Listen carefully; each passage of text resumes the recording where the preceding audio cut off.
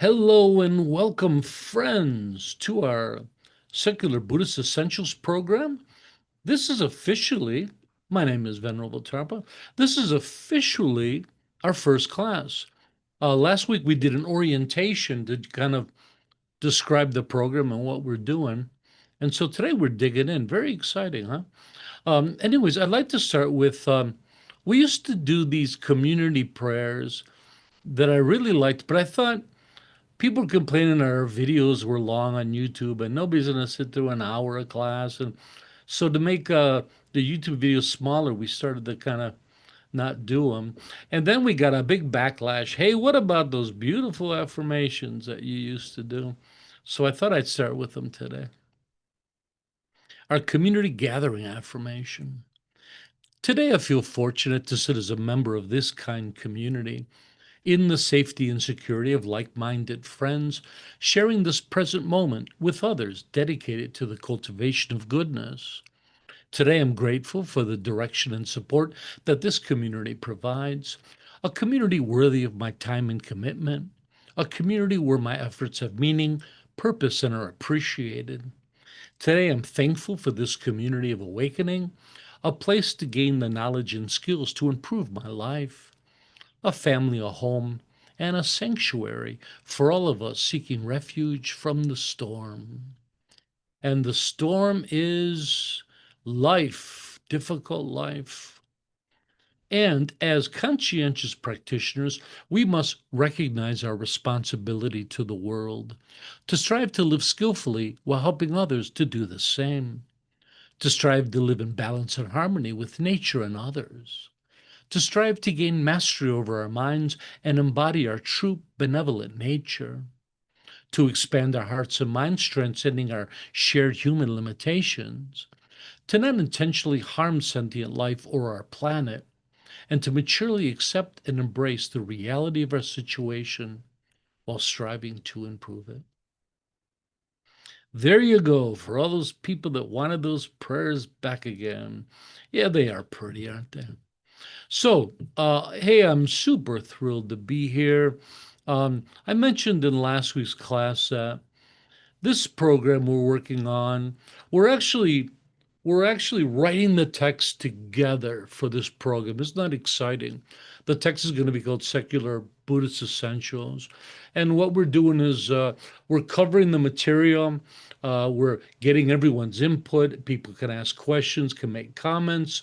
You'll be surprised how much of what we share makes it into the text. But I'm giving the class. I'm going to transcribe it, and then we're writing the text and the program as we go along. So I think it's kind of fun, huh, to everybody to participate in creating the program. You can look back on it one day and said, "Hey, I was there. I'm one of the original students." So, anyways, we're gonna be moving through the text from the very big first pages going through. Another thing I wanted to reiterate was that this text is meant for a broad range of practitioners. I I I imagine the text is something that beginners can just walk right into. So it's a simple presentation, and yet there's enough other material shared that even the most advanced practitioner can benefit from it.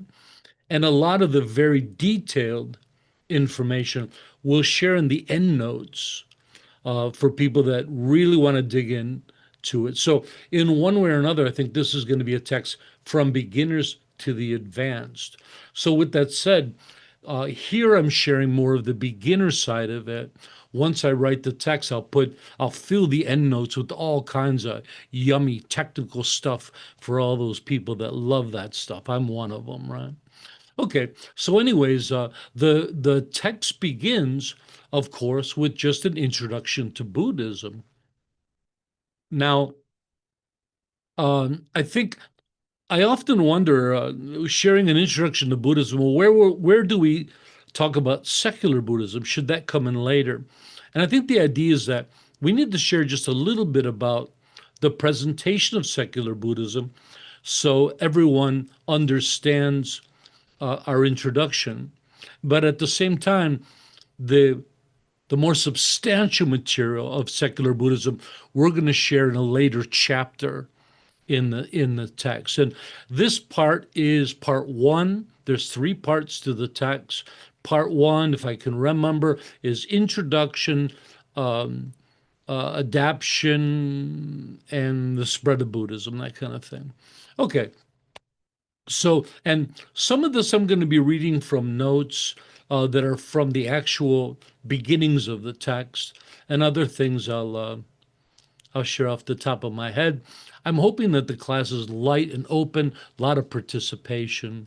So that's the idea moving forward. So when we talk about secular Buddhism, um, it's uh, it's aimed at clarifying and demystifying the Buddhist teachings by lifting them out of their presumed religious, mystical, or cultural context. That's how most people kind of see Buddhism. Um, Secular Buddhism is also kind of known as agnostic Buddhism, which I often think is a more accurate term, at least for SBT's style of secular Buddhism, where we tend not to be staunch secular people, meaning we don't present Buddhism in a purely secular way. We're kind of open to the spectrum of practitioners, and that agnosticism is a bit of humility that recognizes that no, we don't have all the answers. We're sharing this in a broad way because it's up to the individual to decide what they believe, right? That's not SBT's job. Our job is to share an open and kind of universal presentation of the Buddhist teachings so you can decide. We're trying to give you the information. And secular Buddhism is a more objective and rational approach to the Buddhist teachings, seeking to reinterpret them with fresh eyes, skeptical not of the Buddha's of words, but of the thousands of years of interpretation and embellishment laden upon those teachings. Um, Most people see secular Buddhism, because of the word secular, as being just non religious. But actually, secular Buddhism derives the scope of its thought from new interpretations of the earliest Buddhist teachings, which are referred to as the Nikaya Sutras, which are the earliest of the Buddhist teachings. And they refer to this as the EBTs, the early Buddhist teachings. And these earlier teachings are far less religious, ceremonial, and ritualistic as later Buddhism. And in my opinion, they possess a more open, fluid, adaptive style. And they move away from the idea of religious authority, dogma, or absolutism. They're quite magnificent. So when we talk about secular Buddhism, we're really talking about digging into those early Nikaya sutras. So, with that said, that's the idea uh, of secular Buddhism, and that's the place, the foundation from where our presentation starts. So again, we try to look at the teachings in a more rational, objective way. We set aside the mysticism. We reinforce those aspects that we think are of real benefit, right? Those practices that really are fruitious. So, with that said, as far as Buddhism goes, what exactly is Buddhism, right? That's the big question.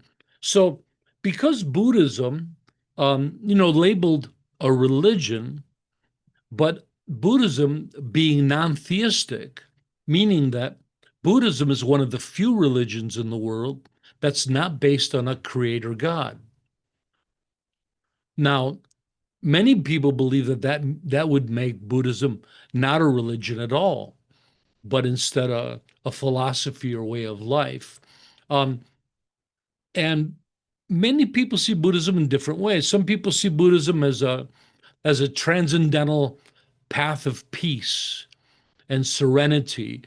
Others see it as a rational and practical science of the mind. Then there's those that are into Buddhism for all the mystic stuff and magic that are throughout the sutras. But in my opinion, the mistake is believing that Buddhism has to be just one of those things. And the fact is, Buddhism is all of those things, right? Buddhism clearly is practiced as a religion. So Buddhism, though not being focused on the creator God, lesser gods are mentioned in Buddhism, and it's part of the Buddhist cosmology, and also mystical beings, hungry ghosts, demons. There's heaven and hell throughout all Buddhist traditions. So those aspects of religion are there, right? Um, and clearly, if you've been to a Buddhist country, the level of devotion of Buddhist practitioners is clearly practiced as a religion. Um, People see, oftentimes, even in Buddhist countries, even in Tibet, people would refer to the word God. People would think of the Buddha as a god, which is inaccurate. But nevertheless, some people really see it and practice it that way. The Buddha himself asserted his teaching as a dharma. Now, the term dharma in Indian culture has a vast array of meanings. It can mean ultimate truth. It can mean sometimes they just refer to phenomena as dharma, of dharmas, right? But generally, especially in Buddhism, dharma is seen as teaching, practice, and a way of life. So we talk about the Buddha's teachings, we'll talk about the Buddha's dharma, or they'll use the term Bodhidharma, right? Um, and it also is a way of life. The Dharma tells us how to live skillfully and how to live in a way that we can flourish in life, not just survive life, but to flourish in life. It's a holistic and rational method for personal cultivation aimed at improving our hearts and minds. Um, in other words, Buddhism is a path of awakening. So the term awakening is often misunderstood with folks. The term awakening and the term enlightenment are synonymous. Nowadays, more and more scholars are saying that awakening is actually the more proper term when translating them from the early texts. And but when we say, well, what is it to awaken? And in an odd way, it really is similar to the common way we use the word. So to awaken is to realize or awaken to the true nature of yourself and reality, right? It's to awaken from our delusions and afflictions and limitations and awaken to our true value, true potential, and true nature. So, meaning that awakening is awakening to who and what you are, the realization, the truth of that, right? uh, how you relate to others, your your experience with your environment, and the truth of reality itself, right? It means awakening to the truth of what life really is. The Theravada have a great quote, and they say, awakening to the truth of the way things truly exist. That's what awakening is. It's that it's that epiphany, that aha moment, and you go, "Oh, that's what life is about." Now, as you can imagine, we awaken every day, don't we? We constantly have epiphanies. And we might have one about ourselves and we'll say, "Whoa, I never realized that I do that when I'm around people." And then hopefully you make changes and adjust. But the idea is that uh, for most of us, we're constantly awakening throughout our lives, right? But with Buddhism, the Buddha asserts that if you learn some skills and gain some knowledge, you can awaken in a much more uh, wonderful way and do it much more expediently. So anyways, this is the goal of Buddhism is a path to awakening. When people often ask me, what is Buddhism? Um, my short answer is always Buddhism is a path to freedom. And so we're familiar with freedom, but I think a lot of times we think of freedom as physical, external freedom. But are any of us really free?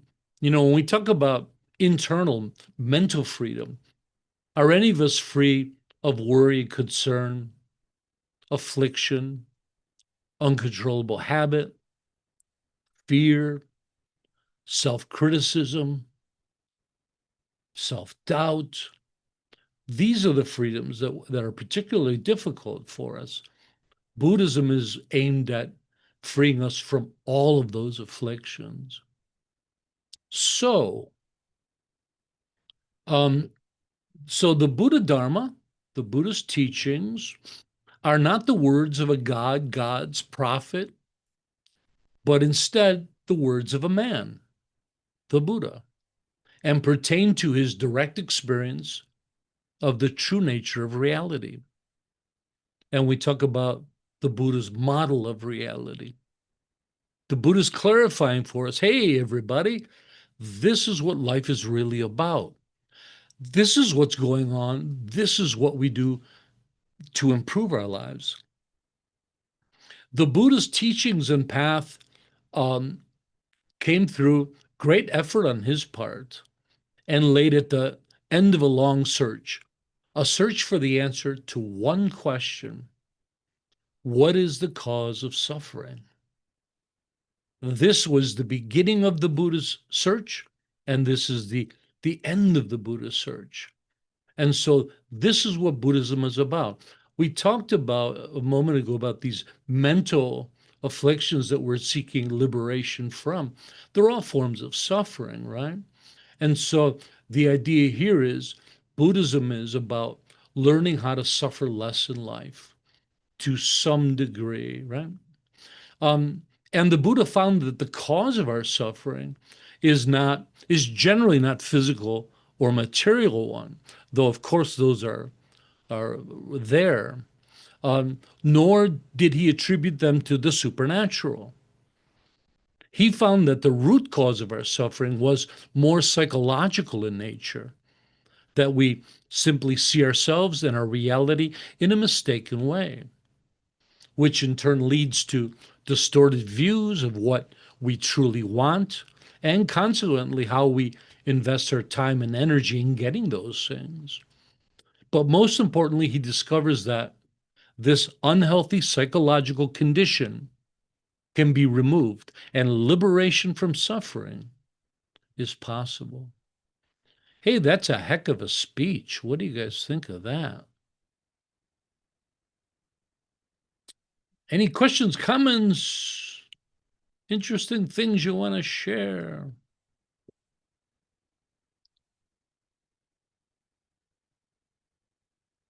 What is Yeah, Buddhism? Yeah, I had a question. Ethan.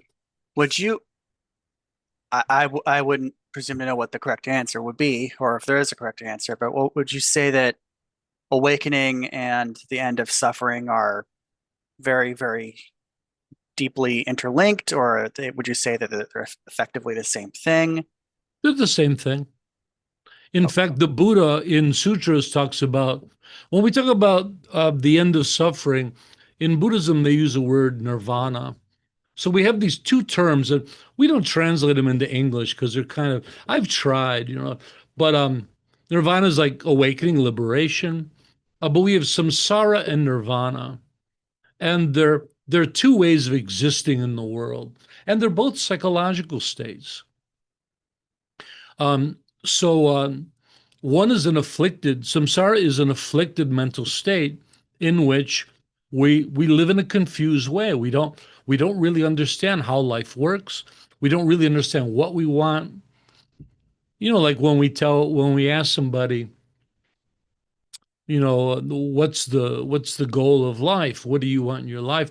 People will say all kinds of things. They'll say, "Oh, I want to be famous. I want to be rich.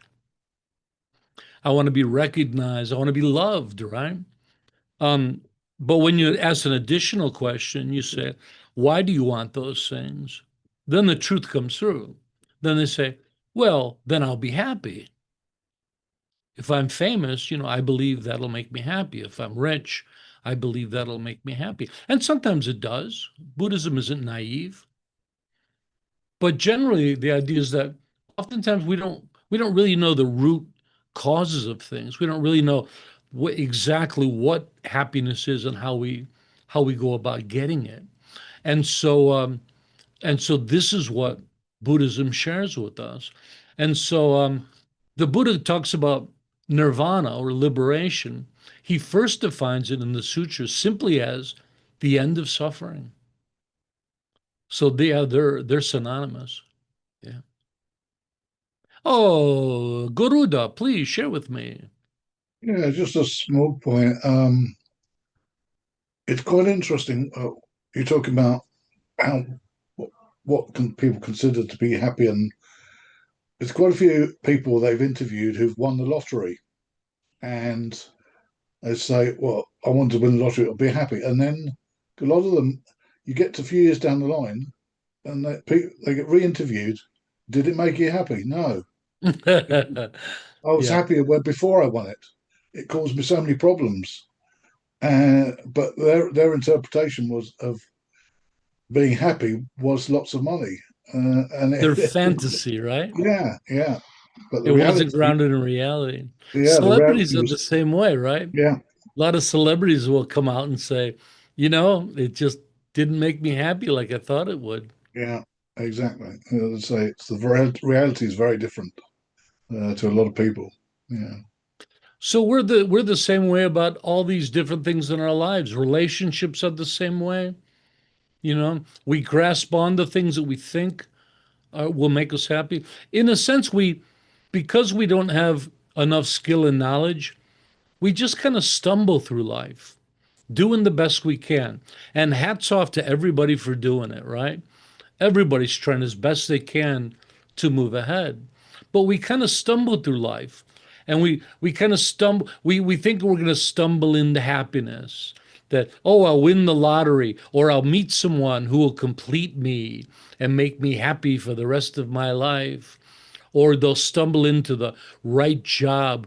Or how about people that are always looking for that fun new invention, like a pet rock or a frisbee, and then they'll become wealthy from it, right?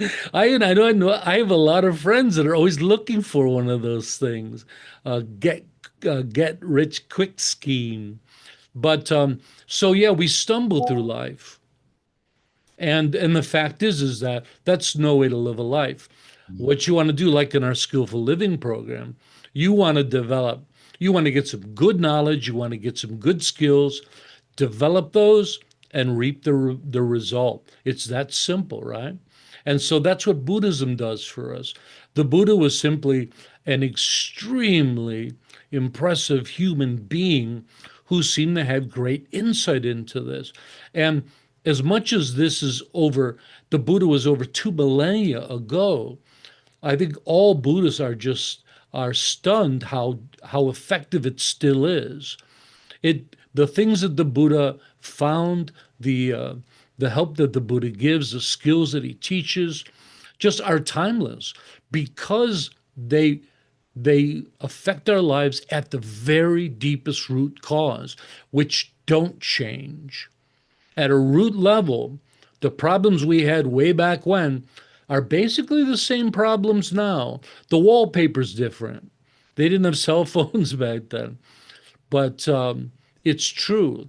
And so you get good knowledge, you get good skills, you got a fighting chance to not just make it through life, but to flourish in life, to be happy in life, right?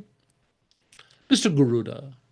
yeah. As you say, that is life, isn't it? For most people, they do go from suffering to suffering many times a day, and whether it's a small suffering and they learn to cope with it, it goes in a circle, it comes back again, and it's just the existence of suffering and on Well, various there's levels.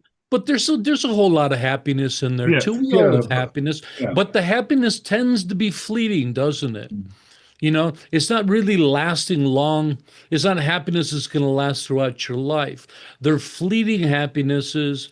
And if we get lucky, we get them. Then we go back into suffering. So it's a lot of oscillation between the two, but a whole lot of suffering there. Yeah. Yeah, yeah.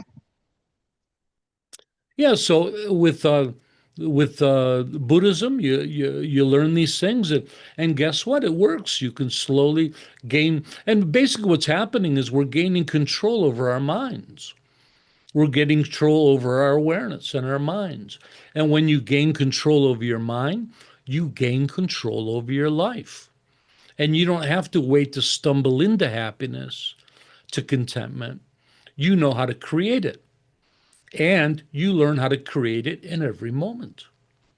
Now, it doesn't mean that you'll never suffer again, but it does mean you can mitigate a great deal of that suffering. And so, doesn't that sound good to everybody? Hey, yeah, I'm all about suffering less and being happy more. Raise the roof. Hey, cool. Thank you, guys. So, I wanted to move on to next thing. So, it's just a nice light presentation today. I wanted to talk a little bit about the origin of Buddhism. So, um, Buddhism, well, again, we're talking 2 millennia ago. We're talking quite possibly 500, 700 years before Christ. Really hard to get evidence of what happened way back then. So some of the details of early Buddhism is a bit blurry. And traditionally, historians place the Buddha's teachings or the Buddha's life and teachings between 563 BCE and 483 BCE. So that's the 5th century before Christ, the 5th century BCE. Um, and so I was taught that in school. That was very common. The Theravada posit the Buddha a little later, about 100 years earlier than that. But modern Western scholars are leaning towards an earlier date. And this is equally true with a lot of the secular Buddhist scholars, Stephen Batchelor and others, that the Buddha possibly existed 480 to 400 BCE. So that's the 5th, but almost 4th century.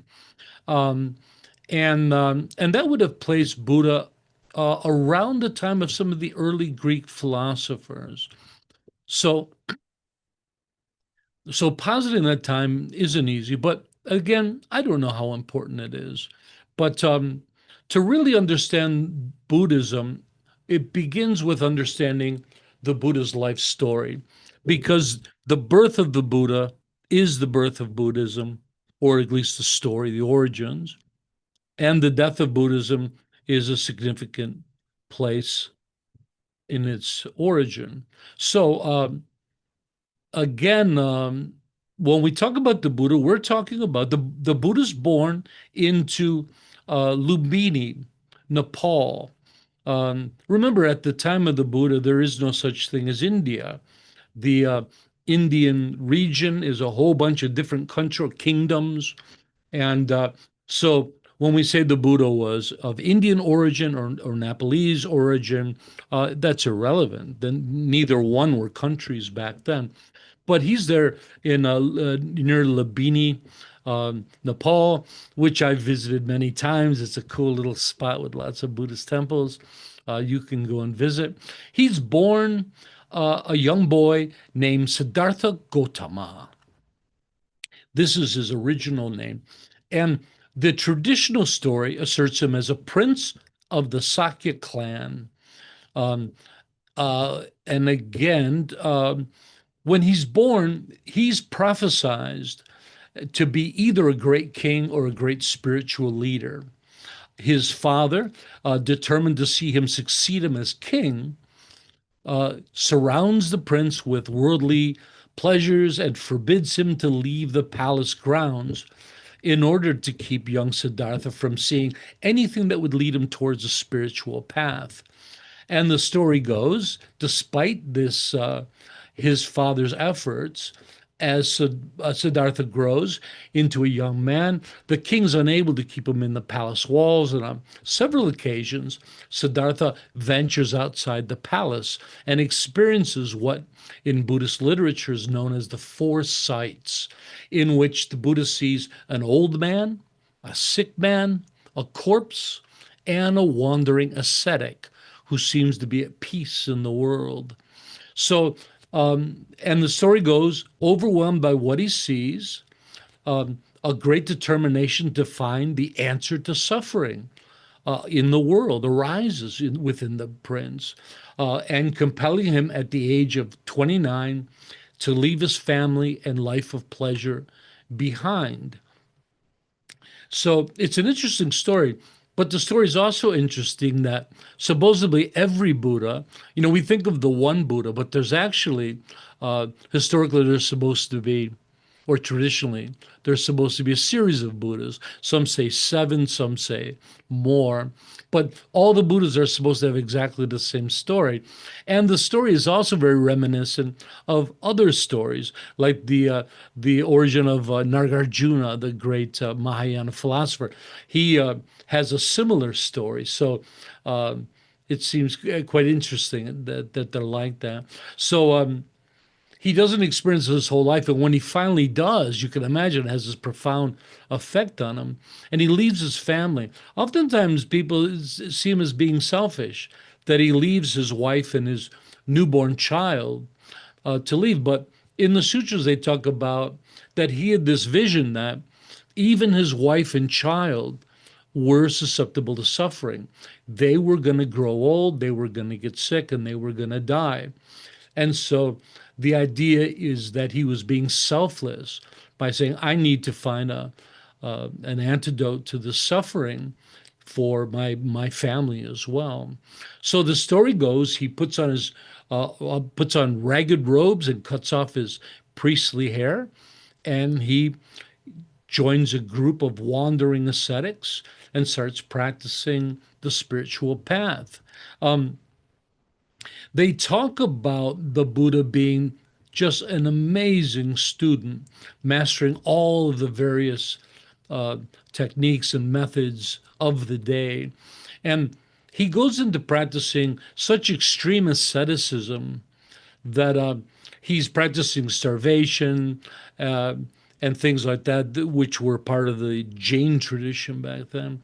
And they talk about him practicing starvation so deeply that at one point he goes to scratch his stomach and he takes hold of his spine. It makes you think twice of those big fat Buddha statues you see in the Chinese restaurants. Huh? That wasn't the Buddha. So, but at the peak of these practices, he does 6 years of these deeply and extreme ascetic practices. But after 6 years, he realizes these practices aren't doing me any good. They're not leading to the cessation of suffering, and instead they're just making me suffer more. So he turns his back on these practices and the people he's practicing with, and he realizes it's not working. He has to find his own path. This is known as the Buddha's middle way path, right?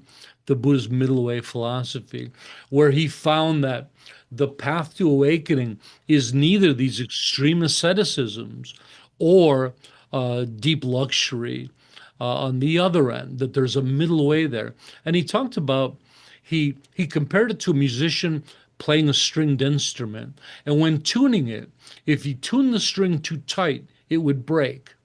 But if he didn't tune it tight enough, it wouldn't play. So this is where Buddhism gets this idea of the middle way philosophy, a middle way outside of those extremes, right? Okay. So at this stage, the Buddha's practicing on his own, and the story goes that he goes to a beautiful forest, and he remembers a point when he was younger during a royal outing, and he wandered away from his group to take shelter from the hot summer underneath a rose apple tree. And as you sit there, even as a young boy, he um, he spontaneously enters a state of blissful meditation, though he'd never been taught meditation. But it was an experience that naturally arose from within him, and an experience that really deeply shaped him. And then he decides that now he's without teacher. He decides that that's the experience that he's going to focus on. So, while sitting underneath a fig tree in today's Bodh Gaya, India, which you can all go and visit, they say it's the night of a full moon, and he makes the decision. He says, I am not going to rise again from my seat until I have the answer, the question, I'm sorry, the answer to the question that began my quest. What is the cause of suffering? So subsequently, Siddhartha goes into deep meditation, conquers the last remnants of his worldly afflictions, shakes off the dull, dreamlike delusions of ordinary awareness, and awakens. And he arises as the Buddha, the awakened one. So Buddha isn't a name, it's a title. It means awakened one. Um, so Siddhartha then is said to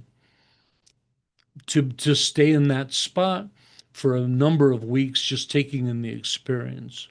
Um, and as he became a Buddha, he becomes Shakyamuni Buddha, which means sage of the Shakya clan, and that's our historical Buddha. Beautiful story, huh? Then after that, he starts teaching. He finds his way to Varanasi, India, and where he gives his first teachings called the Four Noble Truths. The Buddha teaches for a remarkable 45 years. Um, the Buddha passes away finally at the age of 80. Now you can imagine 2 millennia ago that not many people lived to the age of 80. And he finally passes away in a remote Indian village of Kushinagar, which I've also had the pleasure to be at, which is in northeast India. And and the Buddha refuses to appoint anyone to take over his community. And instead, he says, whatever doctrines and disciplines taught and made known by me will be your teacher when I'm gone. So, by this, the Buddha held that his teachings are the ultimate source of authority within the Buddhist tradition. Isn't that a lovely story?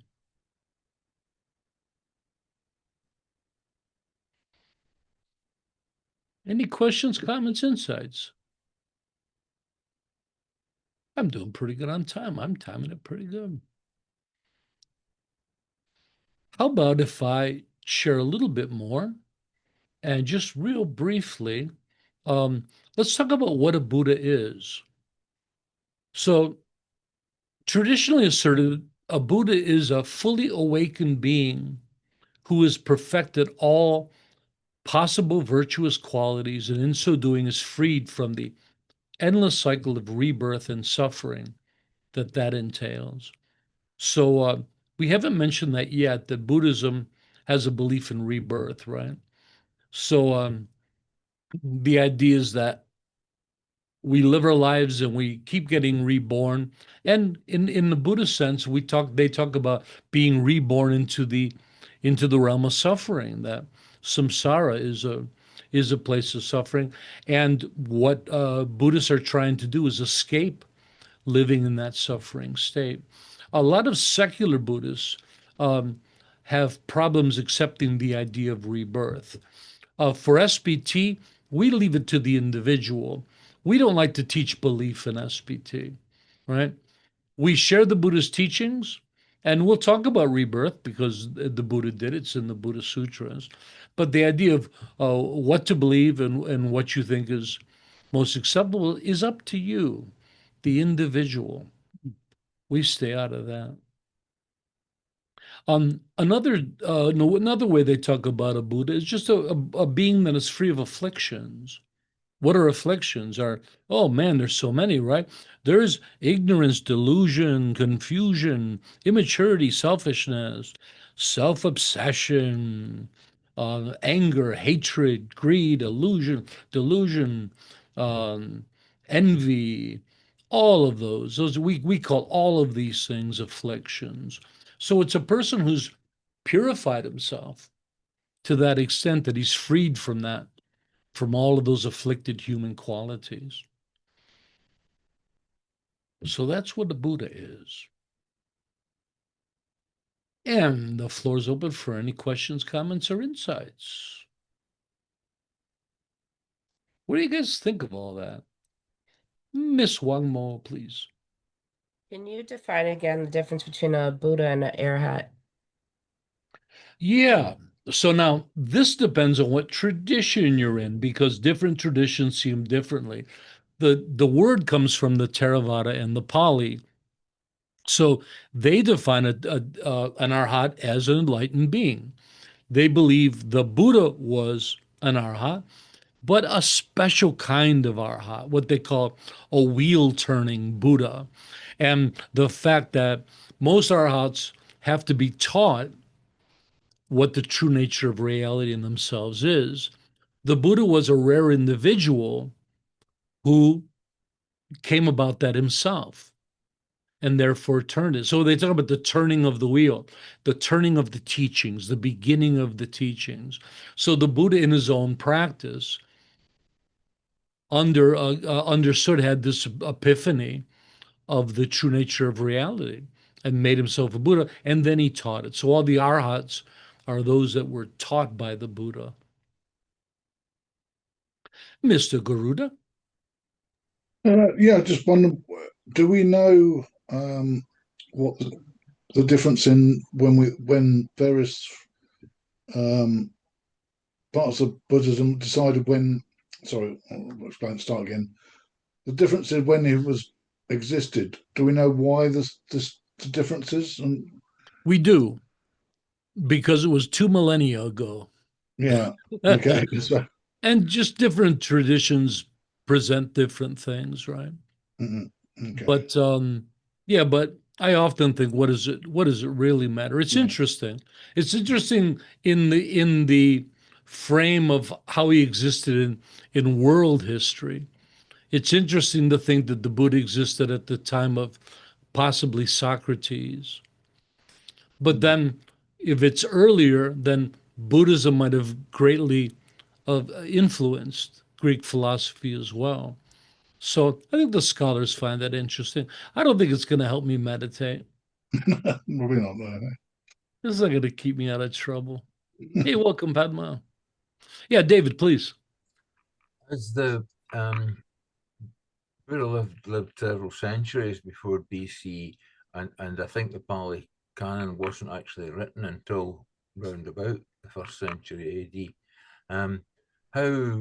How reliable a story do you think that is? Because it's just several centuries is a long time for a story to go on. Well, you probably noticed how many times it said traditionally and according to the story. So, well, that's the kind of side that secular Buddhists bring in. Secular Buddhists, as agnostic Buddhists, when we use the word agnostic, I don't mean it in kind of the religious sense, which usually agnosticism is about whether or not you believe in God. We use it in more of the scientific agnostic idea that, like Richard Feynman, the great American scientist, used to talk about, that it's understanding the nature of knowledge, right? And understanding that knowledge is always in a constant state of flux. We're constantly learning new things, re-examining. And so that's one side, but possibly more important is our capacity to understand is always evolving, right? So whether something's true or not, in the past, I might not be able to really understand what that is. So between the two, that knowledge is always changing, and my capacity to understand is always changing. How certain can we be of anything? Well, sure, we can be certain of little things, right? I know I'm sitting on the chair, but the bigger questions, how certain can we be? And with the Buddhist teachings being first shared orally for hundreds of years before they're written down in the first century for the first time, and then 2 millennia after that, we're still here. Yeah, how certain can we be of any of that? So Buddhists, secular Buddhists, I don't think we're skeptics. We're just cautious. And oftentimes, when people ask what a secular Buddhist is, when my traditional monk friends ask, I say, well, you know how there's probably certain things in the scriptures that you might find hard to believe. And they say, well, yeah, there's a few, like the Buddha being born out of his mother's side, and every step he takes is a newborn. Padma flowers, lotus flowers appear, and he can recite mantras. And there's quite a bit of those kind of religious stories in there. So my friend will say, "Yeah, we have some of those. I understand." And I said, "Well, a secular Buddhist just has a longer list. There's just more things that I'm not quite so sure about." But I'm also not trying to tell anybody what is. Quite the opposite. We're opening it all up for all of you to understand on your own.